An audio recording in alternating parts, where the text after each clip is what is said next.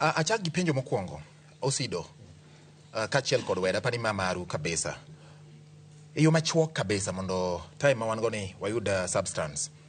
Penjo maduong' mowuok ka ni ndalo mowach ni ose kedie nyaka sani nyaka karango ma pod idwa mana manye nyaka karango kidwa rit nyaka 2032 ang'o ma ji rito go mane penjo maduong' irito nade kwan mar wich mane Ambrose Weda wacho wakili chande goye nang'o mano penjo mokwongo kanyo maduong' ahinya. Mar ariyo bende openjo penjo mane ang'o momiyo iduodo jotelo matin ma joluoni godo e sirikal nang'o igogi joma moko go jogegi nang'o mag joluogi ilaro ang'o milaro e gini manitiere ma ng'ama ni ok odwa noyudi to ng'ama ni ineno ni ok ti godo maber. Mar adek wach mar paya ma Busia Kisumu wach ni nego ji kasto aparo ni bro kawe kamano mondo wanywan gi ane achako di Osido Kevin e yo machuok kabisa.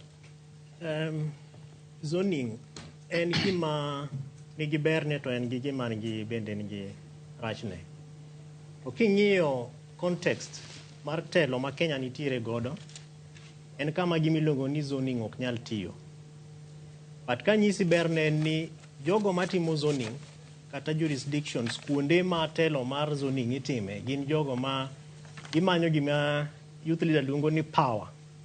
To en power mar mondo ka iyiero ji tiyudo ka jou manendo use zone off manyiso ni utengo gi kendo uprotect gi nitie kuonde ma ukano ne un uwuon ma bang'e kosego kura tuyudo numbers nikech kata mane od bura kama mheshimiwa gini full network nitiere kacha igoye kura mane ber debate to mano e Kenya ma wantiere gi devolution gima nyalo luongo ni pure presidential system ok nyal tiyo nikech yudo ka sani koro kata mana 2022 kaka ne wago kura ne wan gi areas manobedo zoned by different political parties kaka kuma ASIA inyalo wacho ni en zone mar ODM but ng'eni en obedo ODM nikech kose team party nominations Yes. to the ticket cha is the election manyiso ni nyalo dok nikech in koro oseyieri gi jo party no manyiso ni onge ng'ato kendo mang nyalo donjo kacha but kata king'iyo kaka ne watimo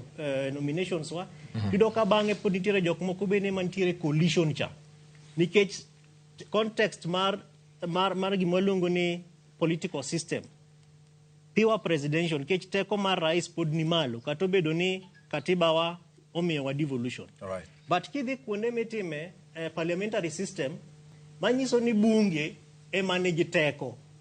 Koro ng'ata moyier kuonde moyiere party nyalo bedo kucha ng'ati nyalo yier gi party mopogore but kusebire od bura kae to gima keto wachiel ok en party moyieri en ideology cha.